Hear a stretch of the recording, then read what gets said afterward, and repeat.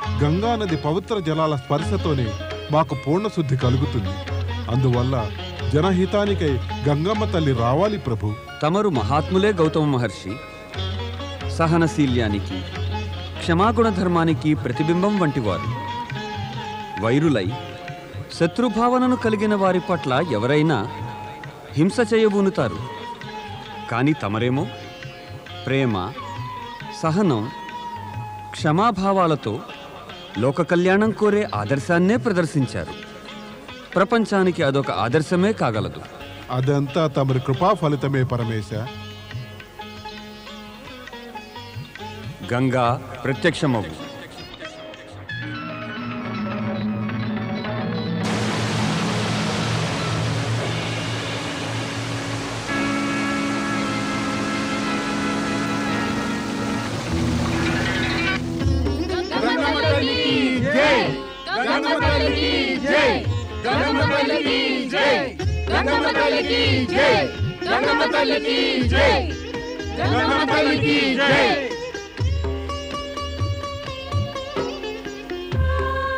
దేవేశ్వర, నాకేమి ఆజ్ఞ? దేవి గంగా, నీవు మహర్షి గౌతముడిది, ఆయన భార్య అయిన అహల్యది కోరికలు నెరవేర్చడానికి గోమతి అనే పేరుతో ఈ జలకుండంలోనే నిలిచిపోవాలి. అటు పిమ్మట ఇక్కడి నుంచి తూర్పు దిక్కు వైపుగా ప్రవహించాలి. బ్రహ్మగిరి నుంచి తూర్పు సముద్రం దాకా నీ ప్రవాహం జనులందరికీ శుభం కలిగిస్తుంది. త్రిమూర్తుల ఆజ్ఞను ధిక్కరించగలిగే సాహసము నాకు లేదు, శక్తి లేదు. అదీ కాక ఇది లోక కళ్యాణ కార్యమే. సంతోషంగా నిర్వర్తిస్తాను. కానీ ఈ లోక కళ్యాణ కార్యం చేయడానికి నాకు మీరొక మాటనివ్వాలి దేవాది దేవా. ఏమిటా మాట గంగా? ఏమిటంటే, మీ త్రిమూర్తులు ముగ్గురు, బ్రహ్మ, విష్ణువు, మహేశ్వరులు, పార్వతీమాత సహితంగా గౌతమ మహర్షి ఆరాధించే ఈ శివలింగంలో శాశ్వతంగా నెలకొని ఉండాలి. తప్పకుండా. నీవు సదుద్దేశంతో కోరిన ఈ కోరికను తప్పక నెరవేరుస్తాం. త్రిమూర్తులం ముగ్గురం పార్వతితో పాటు ఈ శివలింగానికి మా ముగ్గురి తేజస్సును ప్రసాదిస్తాం.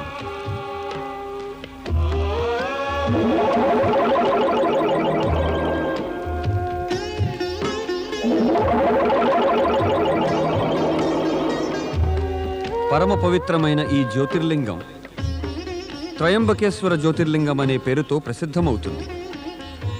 వైవస్వత మన్వంతరపు 28వ కలియుగం దాకా జనులందరి కోరికలను తీరుస్తూ ఉంటుంది.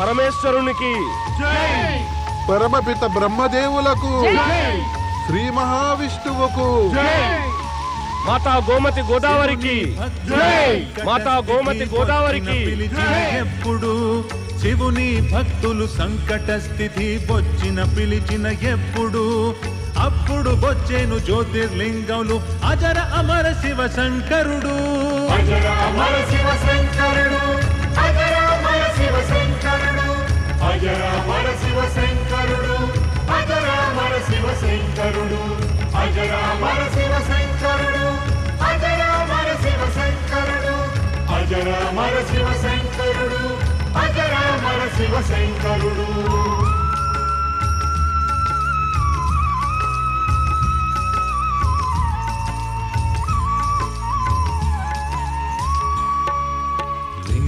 చేసి గౌతమ మహర్షి శివ పూజ చేయసాగాడు. గౌతమి అహల్యల సముఖంలో శివుడు ప్రత్యక్షమయ్యాడు. గౌతమ ఋషి ప్రార్థన విని గంగా గౌతమి వచ్చాయి. అక్కడి గంగా గౌతమి ఆపై గోదావరి నది అయ్యాయి. భోళానాథుని జ్యోతిర్మయ లింగం అయ్యేంది ఇక త్రయంబకం. పొందారు మనసు కోరిన ఫలం, దీని దర్శనం పొందిన వారు. శ్రద్ధతో ఇక్కడ వచ్చిన వారికి అయ్యేను మనోవాంఛలు సఫలం. శివమయం తప్పక అయిపోతుంది జీవితంలో వారికి అనుక్షణం.